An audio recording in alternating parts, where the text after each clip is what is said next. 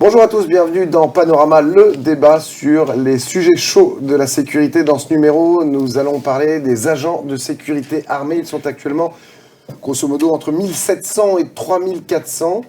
Alors, pour quelle mission, avec quelles armes et dans quel cadre juridique travaillent-ils aujourd'hui? Sont-ils aussi nombreux que chez nos voisins européens?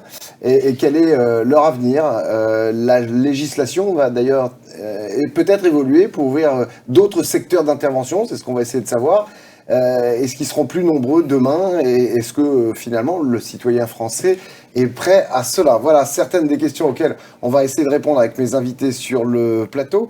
À ma gauche, Christophe Best, directeur des opérations du CNAPS. Bonjour. Bonjour. Merci d'être là. Le Conseil national des activités privées de sécurité, rattaché au ministère de l'Intérieur, et qui délivre l'autorisation d'exercice aux entreprises de surveillance humaine et de protection physique, des personnes qui souhaiteraient proposer des prestations armées, on est d'accord, mais qui doit être ensuite complétée par une autorisation préfectorale délivrée dans des conditions strictes. On en reparlera tout à l'heure. Face à vous, Thibaut de Montbrial, avocat au barreau de Paris, président du Centre de réflexion sur la sécurité intérieure. Bonjour Thibaut. Bonjour. Merci d'être là.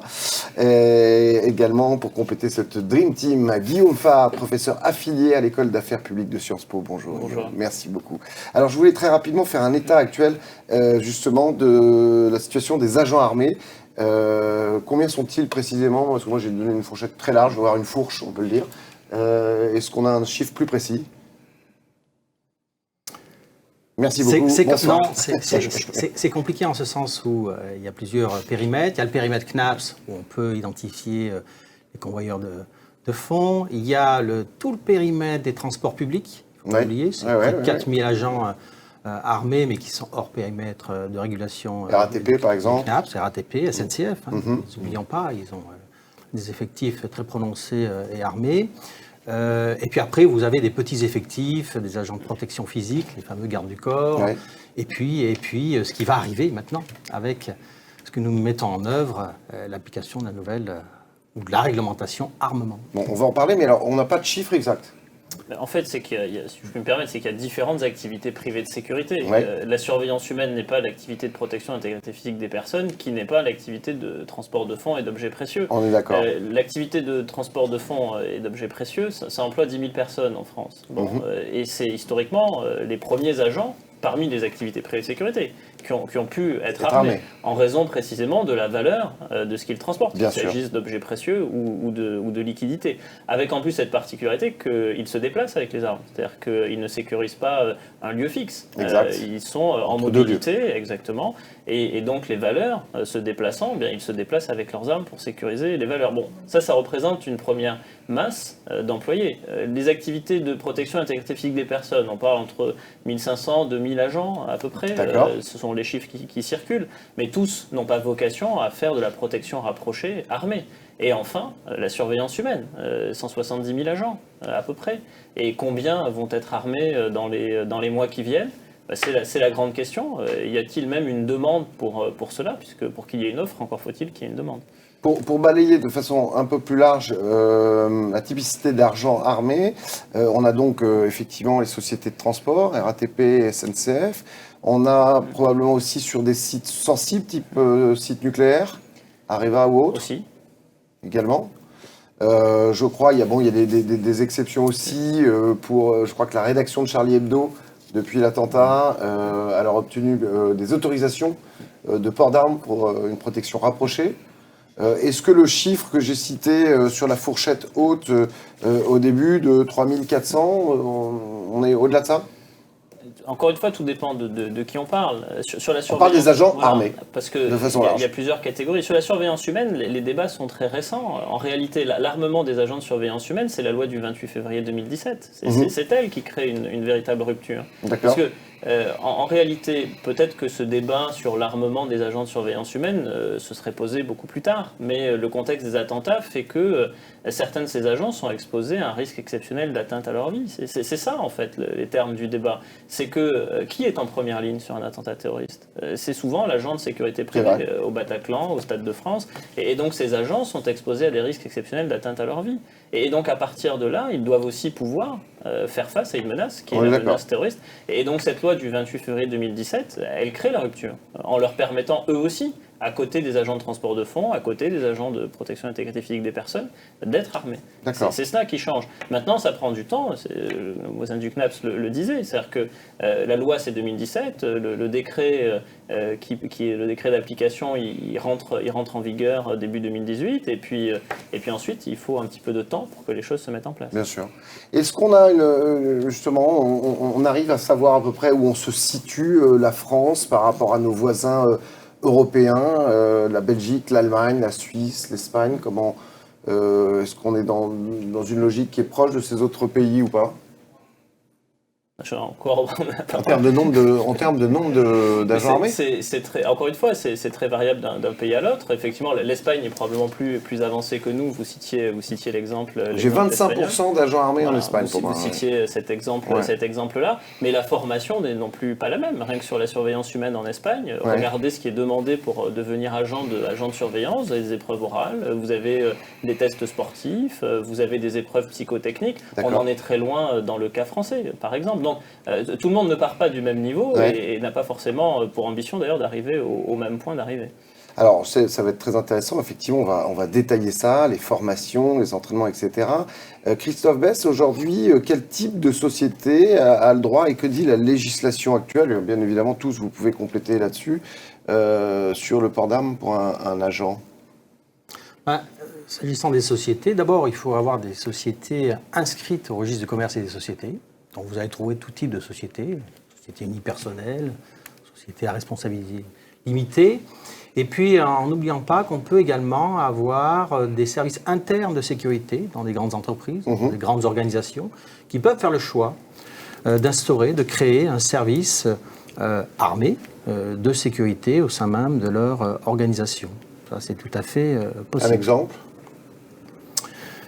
Un exemple, vous pouvez avoir des parcs d'attractions touristiques qui font le choix de créer un service interne de sécurité. L'Odyssée, par exemple, ou Astérix. Ça peut être une illustration. Très bien.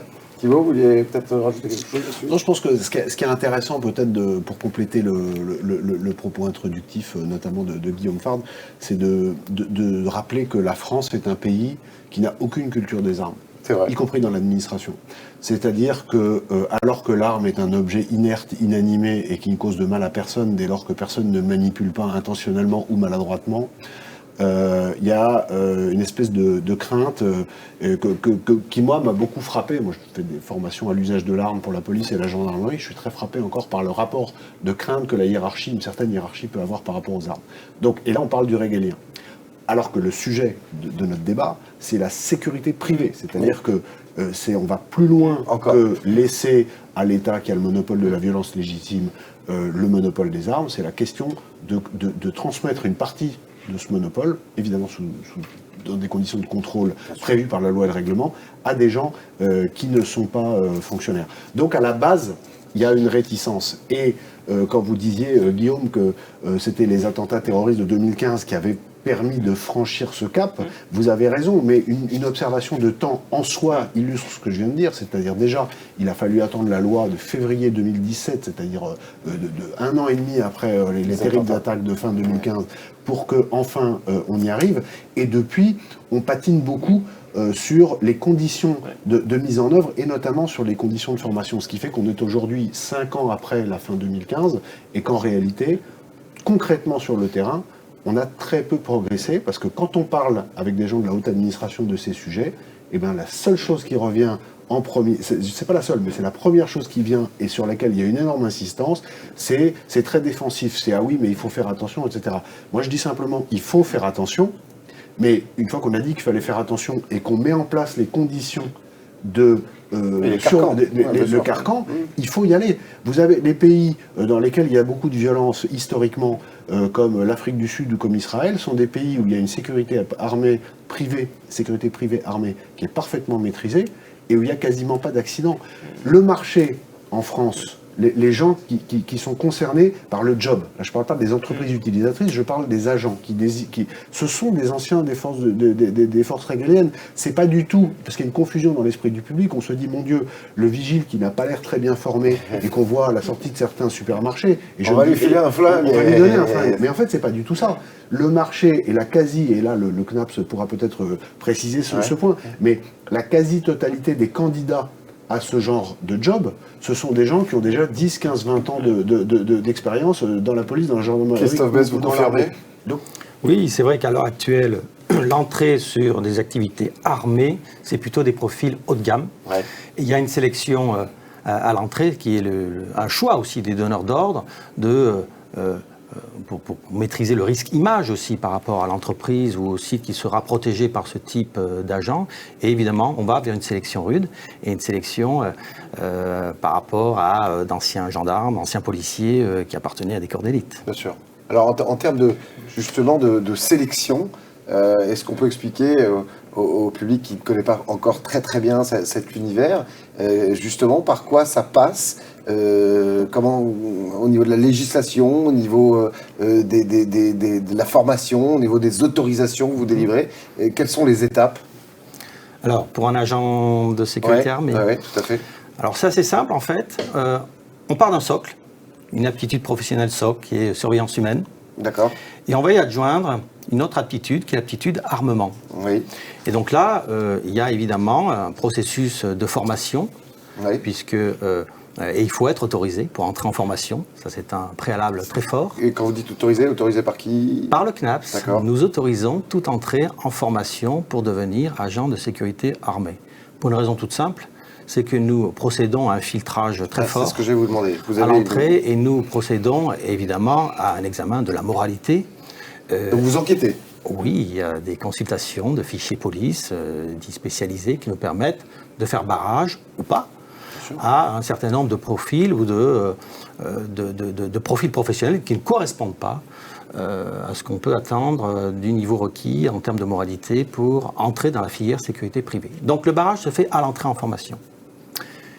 Une fois que la formation est acquise, il y a à nouveau une demande d'autorisation pour obtenir la fameuse carte professionnelle d'agent de sécurité armé. Et là, à nouveau, de nouvelles enquêtes, parce que le temps peut s'écouler entre la formation et un premier emploi. Et donc, nous procédons à nouveau à du criblage, de la vérification de ce qui se passe par rapport à chaque candidat à l'entrée dans ce métier, cette profession. D'accord. Et après se rajoute cette autorisation préfectorale dont je parlais tout à l'heure ? Alors, c'est autre chose. C'est les autorisations préfectorales, il y a effectivement un double niveau d'autorisation prévu pour autoriser les sociétés de sécurité armée à prendre place sur les missions armées. Il y a un premier niveau qui est délivré par le CNAPS, une autorisation d'exercice. On va autoriser une société à proposer des missions de sécurité armée. Et bien ensuite, un autre regard, ce qu'on appelle le double regard, le regard du préfet de département, qui lui va s'assurer que la mission armée, qui est proposée localement et qui pourra être prise en charge par la société de sécurité armée, a une réalité derrière, correspond à un risque qu'il faut traiter, maîtriser avec une activité et une mission armée. Et donc, il appartiendra au préfet de s'assurer que ce risque-là est avéré pour délivrer ce qu'on appelle une autorisation de mission avec port d'armes et également des autorisations pour l'acquisition et la détention des armes, puisque c'est un grand sujet de toute cette réglementation armement, c'est la circulation des armes. Et le CNAPS aura évidemment fort à faire pour contrôler, vérifier que toutes ces armes qui vont être stockées dans des sociétés, sur des sites, dans des organismes de formation, eh bien, ces armes-là devront avoir une traçabilité en termes d'acquisition, d'utilisation et de mise à disposition des salariés. Alors, vous voulez rajouter quelque chose ? Non, en fait, les termes du débat aujourd'hui, ils sont doubles, et Thibault les a un peu rappelés. Il y a le sujet de l'acceptabilité sociale d'un côté, et puis il y a le sujet économique de l'autre. Sur l'acceptabilité sociale, c'est est-ce que, dans ce pays, les citoyens sont prêts à accepter que des agents privés soient armés ? Bon, dans le cas du transport de fonds, ça fait plusieurs décennies que c'est le cas, et ça n'a pas l'air de heurter les consciences, ni de soulever des objections majeures. Donc il est très vraisemblable que pour la surveillance humaine, cela empruntera le même chemin, d'autant que ce n'est pas la majorité des 170 000 agents de surveillance humaine qui ont vocation à être armés. Pourquoi ? Parce qu'il y a ce sujet économique. C'est-à-dire que le sujet économique, c'est quand même de se poser une question très simple, c'est qui parmi les grands donneurs d'ordre privés souhaite des agents armés ? Et en fait, quand on les interroge et que les premières enquêtes ont été menées, c'est pas la majorité du genre. Je vais vous donner un exemple concret. Ouais. Il y a une grande foncière commerciale qui a voulu tester auprès de sa clientèle l'opportunité d'avoir des agents armés visibles à l'entrée du centre commercial et que donc l'arme soit apparente conformément à la réglementation. Mais en fait, la majorité des clients, et ensuite cette foncière commerciale avait testé cela à Nice, pensant qu'il y avait une réceptivité plus forte à ce sujet-là, disaient qu'eux, ils ne souhaitaient pas nécessairement être accueillis par un agent armé avec une arme apparente à l'entrée du centre commercial. Donc il y a déjà ce sujet. Est-ce qu'un donneur d'ordre a envie, ressent le besoin, effectivement, d'avoir des agents armés. Étant entendu aussi qu'il y a un certain nombre de contraintes techniques qui ne sont pas négligeables. Ça veut dire que vous devez avoir l'obligation, par exemple, d'avoir les armes stockées sur site. Est-ce que si vous êtes exploitant d'un centre commercial, vous avez envie d'avoir une armurerie dans votre centre commercial ? Tous ne sont pas prêts à courir ce risque, par exemple. Donc il y a ce sujet économique qu'il ne faut quand même pas négliger. C'est comme l'offre va suivre la demande, c'est qui a besoin et qui demande, qui réclame. Certains, vous citiez les grands opérateurs d'importance vitale, vous citiez le nucléaire, etc. Là, oui, très clairement, il y a une demande. Il y a même une société qui s'appelle Iris Group qui fournit ce type de prestations pour le compte de donneurs d'ordre dans le nucléaire, par exemple. Et pour compléter le propos de Guillaume, il y a aussi un tabou qu'à mon avis on brisera pour des raisons de nécessité opérationnelle et de bon emploi des forces de police et de gendarmerie à des endroits où ils sont plus utiles que de faire de la garde statique, c'est qu'on arrivera nécessairement, parce que je pense que c'est le sens de l'histoire, à ce qu'il y ait également des donneurs d'ordre publics. Quand vous allez aux États-Unis, par exemple, le bâtiment du FBI, il est gardé par des agents privés et pas par des agents fédéraux. C'est-à-dire que je pense qu'à terme, les grandes emprises de la police, de la gendarmerie et de l'armée seront gardées par des gens de sociétés comme Iris Group ou d'autres, parce que ça permettra de dégager de ce qu'on appelle le régalien. C'est-à-dire que les unités, on parle beaucoup lors des campagnes politiques actuelles des forces disponibles. On dit il faut dégager les policiers et les gendarmes des tâches indues. On est d'accord. Tout le monde pense, par exemple, en ce moment, c'est d'actualité, aux gens qui sont mobilisés pour faire des procurations électorales et qu'on pourrait tout à fait donner à d'autres, mais c'est vrai aussi pour la garde statique. On en parlait dans les Security Live, justement, avec les porte-parole de la gendarmerie et de la police et les syndicats, c'est aussi de garder, par exemple, les commissariats. Oui, c'est ça, toutes les emprises de police, de gendarmerie ou de l'armée. Alors ça peut paraître pour le commun des mortels assez bizarre qu'un commissariat ne soit pas gardé par des policiers ou une gendarmerie par un gendarme, mais par de la sécurité mais en réalité, armée. quand on fait un peu de pédagogie, c'est en réalité très logique. Pourquoi ? Parce que c'est de la défense de périmètre. C'est-à-dire qu'on est sur un site, après on peut discuter, ce qui est un sujet juridique, de savoir si on garde une bande de 10 mètres de voie publique devant ou si on reste sur le périmètre du site, mais globalement c'est de la défense de site. Donc en bloquant des policiers ou des gendarmes pour la défense de leurs propres emprises, ça veut dire qu'on utilise des gens qui ont des prérogatives liées à leurs fonctions, qu'ils soient de policiers ou gendarmes, et qui donc pourraient aller opérer des missions dans l'intérêt du public sur le terrain, et qui sont contraintes de rester garder les commissariats ou les casernes de gendarmerie, alors même que des gens qui n'ont pas ces prérogatives de service public et qui ne sont pas policiers ou gendarmes pourraient tout à fait faire ce job en restant protéger ces emprises. Donc, ça existe déjà pour les ambassades. Absolument.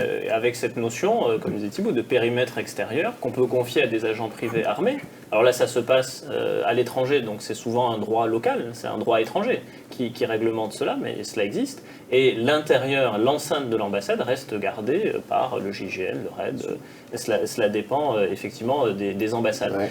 Mais ce modèle-là existe déjà à l'extérieur et donc fait partie aussi d'une forme de commande publique, puisque le donneur d'ordre est un ministère, au cas d'espèce, le ministère des Affaires étrangères. Exact. Ça, c'est une donnée économique à chiffrer quand même, qui impacte aussi, j'imagine. Les dépenses pour fournir en sécurité privée et garder ces lieux, ça va impacter. Ah, mais ce qui a fait avancer beaucoup des sujets sur les gardes armées au pluriel, c'était la volonté de dégager l'État d'un certain nombre de missions qui représentait un coût budgétaire. Les gardes armés à bord des navires, le dossier avance parce que la Marine nationale ne peut plus fournir suffisamment de fusiliers marins pour sécuriser tous les navires battant pavillon français qui en expriment le besoin. Mais c'est exactement la même chose pour les ambassades. Les capacités du RAID et du GIGN ne sont pas infinies et ils ne peuvent pas être déployés dans toutes nos ambassades partout dans le monde. Alors, on va s'intéresser à la formation actuelle au maniement des armes. Comment ça se passe, combien de temps ça dure, et analyser de savoir si c'est aujourd'hui suffisant. Combien de temps ça dure, cette formation ?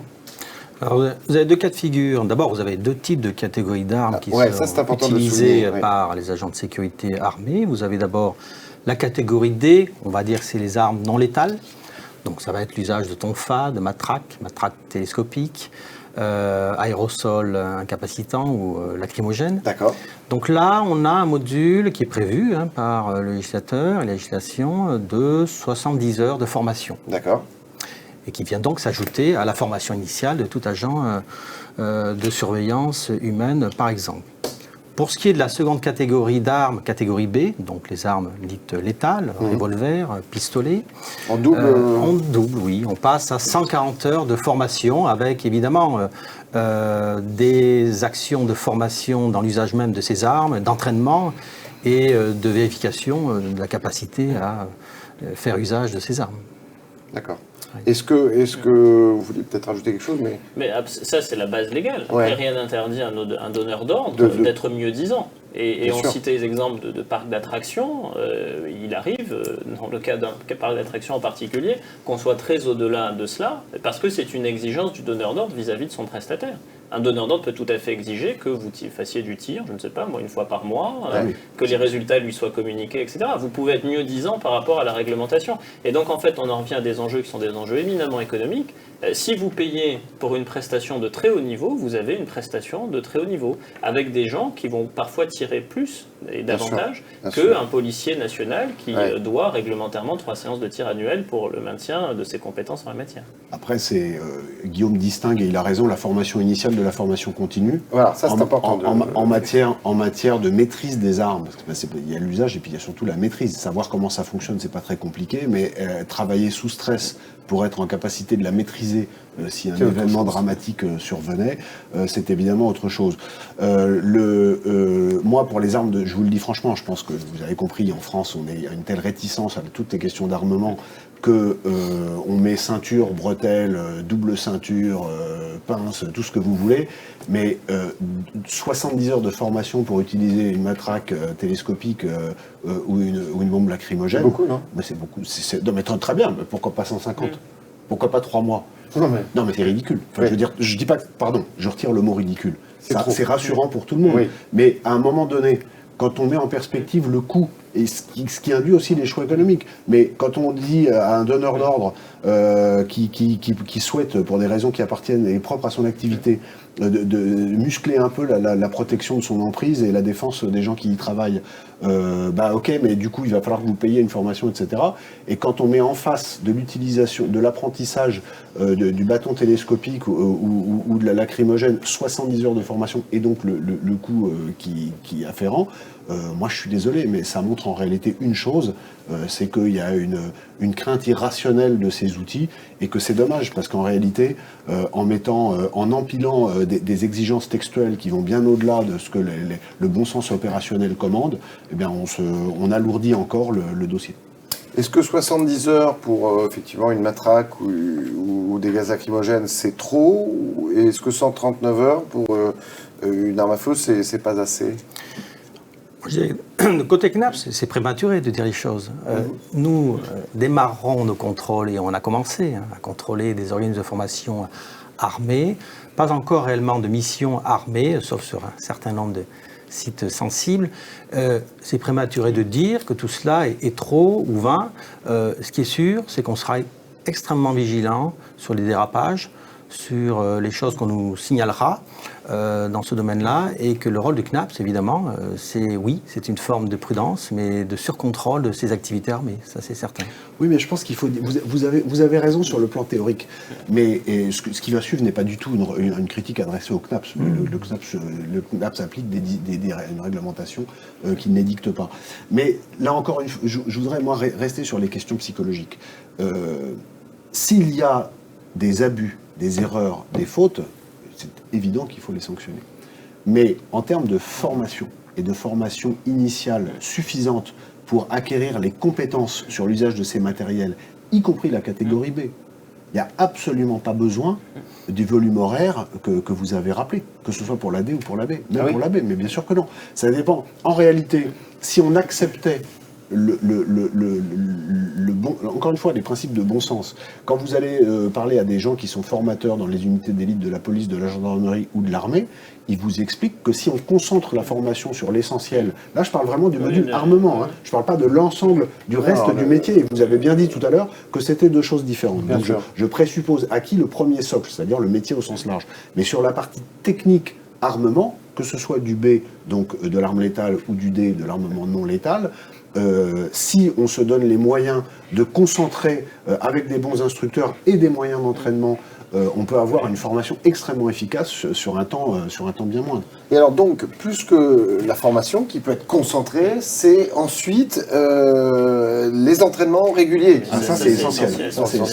Vous disiez que certains centres de loisirs n'hésitez pas. L'exigent. Bon, eux, ils ont des stands de tir, alors c'est plus facile, on tire sur les ballons, tout ça. Non, je rigole. Non, mais ils vont très loin en la matière. C'est-à-dire que rien ne vous interdit, en tant que donneur d'ordre, d'exiger que, par exemple, au moment de la prise de l'arme, il y a un éthylotest et puis un test de détection de consommation de stupéfiants, et qu'un autre soit réalisé aléatoirement pendant le service. Vous pouvez durcir la réglementation. Et personnellement, moi, je suis très favorable à cela. Parce que le problème, c'est pas l'armement, c'est le contrôle de l'usage. Plus le contrôle de l'usage sera maîtrisé, moins il y aura d'accidents ou de difficultés majeures. C'est comme pour un pitbull. Et vous pouvez exiger, mais exactement. Alors, les chiens dangereux, c'est encore autre chose. Mais pour l'armement, vous pouvez parfaitement exiger qu'il y ait des standards de maintien des compétences qui soient élevés. Maintenant, va se poser la question du prix de marché. Parce que tout cela a un coût pour le prestataire, a un coût pour le donneur d'ordre. Et donc, il ne faudrait pas qu'on arrive, comme on le voit par ailleurs sur certaines autres activités en matière d'activités privées de sécurité, à des régimes à deux vitesses où il y aurait des prestations dégradées achetées à pas cher, parce que là, on parle quand même de personnes armées, et d'autres qui soient extrêmement qualitatives parce que achetées au juste prix. Donc, il faut être très, très vigilant à ce que, justement, le niveau d'exigence en matière de maintien des compétences soit tel qu'il n'y ait pas d'abaissement du niveau général et aussi du niveau des prix. En termes d'entraînement, aujourd'hui, les agents titulaires d'une carte permettant l'exercice d'activités armées sont soumis au suivi d'entraînement annuel régulier. Si je ne me trompe pas, c'est quoi? 2 séances de 7 heures pour les armes de la catégorie D et 4 séances d'1 heure pour catégorie B? Oui, je confirme. Et ils devront avoir sur eux un carnet de tir. Et donc, on sera appelé à contrôler l'effectivité de ces entraînements. D'accord. Est-ce que vous pensez que c'est suffisant? Est-ce qu'on peut voir, moi j'y connais rien en armes à feu, mais pour quelqu'un qui potentiellement peut l'utiliser tous les jours pour défendre des citoyens, est-ce que... Le plus le mieux, mais après il y a des contingences économiques et puis d'organisation par rapport aux nécessités du service. Je pense qu'une séance tous les 3 mois, c'est-à-dire 4 par an, une bonne séance tous les 3 mois, c'est bien. C'est toujours une de plus que la police nationale. Oui, alors ça c'est important de le signaler. Il y a 3 séances annuelles et dont un rapport récent de la Cour des comptes précisait qu'un fonctionnaire de police sur 3 avait des difficultés à réaliser ces 3 séances de tir. Donc vous voyez qu'avec 4, vous êtes déjà au-delà. Ils n'ont pas forcément le temps ni la possibilité matérielle, oui, c'est assez regrettable, mais c'est aussi des débats qui sont propres à la formation continue de la police nationale, qui est quand même très, très fragilisée pour des questions de budget de fonctionnement notamment. Mais 4 séances annuelles, vous voyez que vous êtes sur un niveau qui est même mieux disant que des fonctionnaires d'État que sont les policiers nationaux. Alors, est-ce que la législation pourrait évoluer dans un futur proche afin de permettre peut-être à d'autres professions dans la sécurité d'être autorisées à être armées? Est-ce que c'est une évolution qu'on attend dans un futur proche?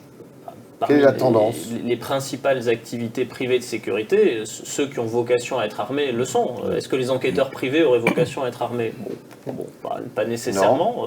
Est-ce que d'autres activités qui pourraient demain rejoindre les activités privées de sécurité, comme je sais pas, le conseil en sûreté, les installateurs, les agents de sécurité incendie, si demain on les incluait, auraient vocation à être armés?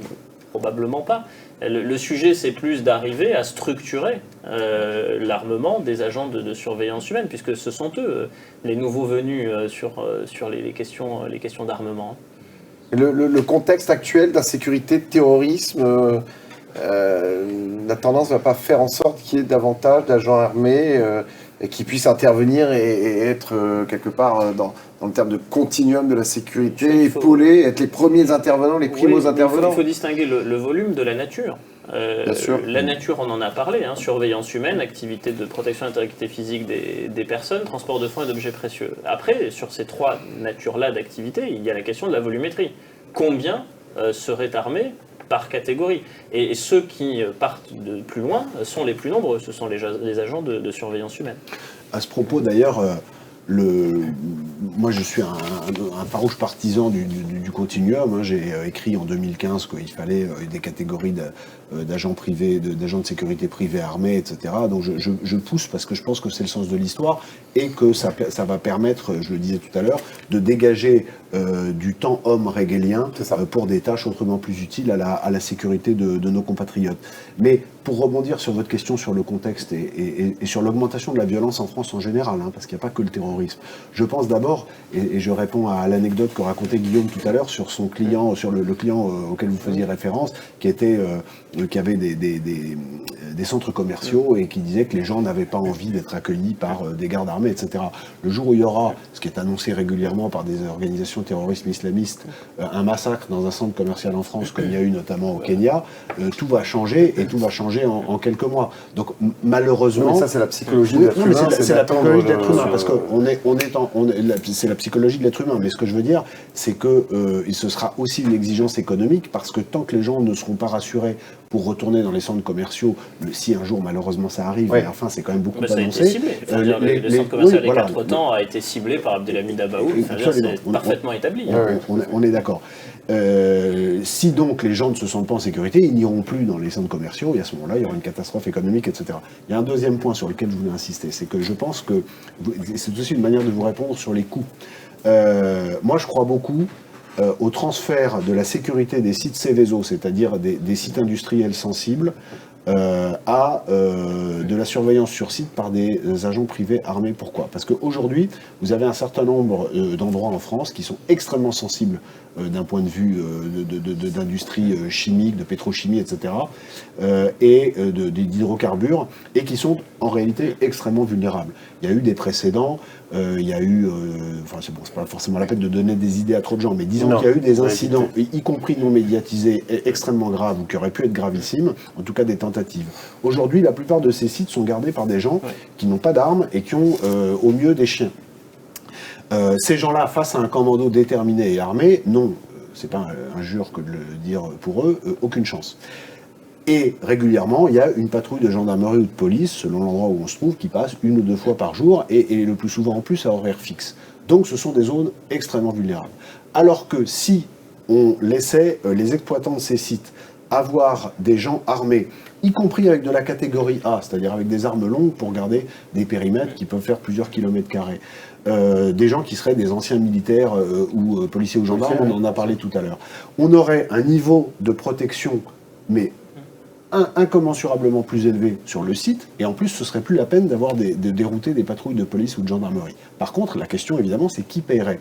Et je pense que là encore le bon sens, mais ça aboutirait sans doute à des discussions et des négociations, c'est de faire participer trois poches au paiement. Le premier, c'est le client. Le deuxième, c'est les assureurs, parce qu'il n'y a pas de raison qu'ils ne participent pas aussi. Et le troisième, c'est aussi l'État, puisque l'État récupérerait du temps homme, policier ou gendarme, de disponible. Donc, je pense que là, c'est une question d'évolution d'état d'esprit, mais que la nécessité tactique, elle est vraiment réelle. Et moi, je préférerais que ce genre de choses se mette en œuvre avant les catastrophes Bien que sûr. lorsque la catastrophe arrivera. Et malheureusement, parce qu'on n'en parle pas beaucoup, c'est pas le sujet du jour, mais je le rappelle quand même, on parle plus beaucoup parce que du risque de terroriste islamiste, mais ce risque, il est à mon sens toujours aussi élevé que ces dernières années. Oui, On ne parle plus des vidéos d'Al-Qaïda ou de l'État islamique, mais il y en a très régulièrement. Et il y a sur le territoire européen, contrairement à ce qui était le cas il y a 5 ans, des gens qui se sont formés au combat, certains qui sont sortis de prison, etc., et qui sont des gens extrêmement dangereux et capables de se livrer à des actes d'envergure tels que ceux dont on vient de Tout parler. ça a été terriblement atténué par l'année et demie de confinement qu'on a vécu. Exactement. On imagine. Est-ce qu'il existe une organisation professionnelle des agents armés? Non? Encore une fois, ça dépend. Il y a une organisation professionnelle pour les agents de protection intellectuelle physique des personnes. Il y en a pour le transport de fonds. Et de fait, elles sont représentatives d'agents qui sont des agents armés. Maintenant, pour la surveillance humaine, il faudra des entreprises dédiées, mais qui seront en fait des filiales d'entreprises qui ont déjà pignon sur rue. On verra quelle sera leur structuration. Mais encore une fois, l'enjeu, c'est plus de réfléchir à comment est-ce qu'on va faire progresser ce que disait Thibault, sur certains sites sensibles, le fait qu'il y ait davantage d'agents armés pour délester aussi les agents de l'État. C'est en ces termes que le débat se pose. Et la loi le permet. On est dans le pur continuum de sécurité, vraiment là. Est-ce que l'État là-haut, on le réalise? Est-ce que ça avance? On a toujours l'impression qu'on piétine sur ces sujets-là. C'est énervant. En tout cas, en 2017, il a été permis d'armer des agents de surveillance humaine d'armes de catégorie B. Qui l'aurait pensé, ne serait-ce qu'en 2016 ou en 2015? D'accord. Donc les choses avancent. Après, c'est toujours trop lent aux yeux de certains, mais la loi aujourd'hui est extrêmement claire. Si l'agent est exposé à un risque exceptionnel d'atteinte à sa vie, il peut être armé. Un site Céveso, un opérateur d'importance vitale, enfin tout ce dont vient de parler Thibault, bien évidemment qu'il est exposé à un risque exceptionnel d'atteinte à sa vie. Ces sites sont menacés par les organisations terroristes. Et la menace n'a certainement pas diminué. Il y a encore eu un attentat terroriste meurtrier, islamiste, le 23 avril dernier à Rambouillet. Donc, depuis 2015, le terrorisme tue tous les ans. Donc, personne ne peut prétendre à un amoindrissement de la menace. Les faits parlent d'eux-mêmes. Tragiquement, mais ils parlent d'eux-mêmes. Donc, il y a ce contexte qui fait qu'il devrait être possible, dans des conditions contrôlées, sereines, de progresser sur ce sujet. Je voulais terminer pour essayer de savoir quel était justement le regard des forces publiques sur cette thématique. Est-ce que la police, la gendarmerie voient d'un bon œil? Alors on parle de ce continuum, finalement les soulager, mais est-ce qu'au finish de voir d'autres gens armés que eux, comment ils voient ça, les représentants de la police et de la gendarmerie? Tout dépend où et lesquels. Non mais, je dis tout dépend où. Les Outre-mer, c'est pas la métropole. Oui. Dans les Outre-mer, vous avez des expériences extrêmement fructueuses. Prenez la Nouvelle-Calédonie, pour la protection de certains sites miniers. On est en plein dans le continuum. On citait tout à l'heure Eris Group. En Nouvelle-Calédonie, on est en plein dans ce schéma de co-construction de sécurité. C'est très fécond, public, privé, armé, le partage, et l'échange d'informations et même être les uns à côté des autres sur un plan opérationnel. La Guyane suivra probablement.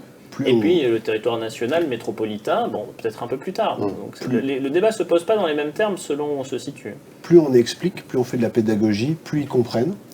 Et quand en plus ils réalisent que ça offre des débouchés de carrière de deuxième vie après avoir quitté l'administration, ils sont encore plus favorables. Et les Français, vous le disiez en entame, a priori, rien de choquant, ils ont été habitués... J'ai pas souvenir que la loi du 28 février 2017 ait été suivie de manifestations massives et revendicatives. Et sur les agents de transport de fonds, dans l'espace public, tout le monde s'est accoutumé au fait que quand ils vont approvisionner les distributeurs de billets, ils sortent armés, et parfois d'armes longues. Il y a parfois des réactions irrationnelles. On a vu les intermittents du spectacle s'opposer à l'article 25 de la loi sécurité globale qui autorise désormais les policiers et les gendarmes à entrer armés dans les établissements recevant du public, avec notamment cet argument surréaliste que quand un Français va au cinéma, il n'a pas envie d'avoir quelqu'un armé à côté de lui. Il a encore moins envie d'avoir quelqu'un armé en face de lui avec une kalachnikov. On est d'accord, on préfère l'avoir à côté qu'en face. Et donc là encore, c'est des questions de pédagogie et de bon sens. Et de communication. Et de communication. Parfait, merci beaucoup. Merci Christophe Vest d'être venu sur le plateau d'Agneau Sécurité, Thibault de Montbrial, Guillaume Fard. On suivra ce dossier de très près. Merci à Benjamin Souhaité à la réalisation, à Soline Squill, à la Dream Team Agora à la production. Toutes les émissions sont visibles sur le site Agneau Sécurité. Voilà, à très bientôt pour faire ensemble un autre panorama. En attendant, prenez soin de vous. Ciao.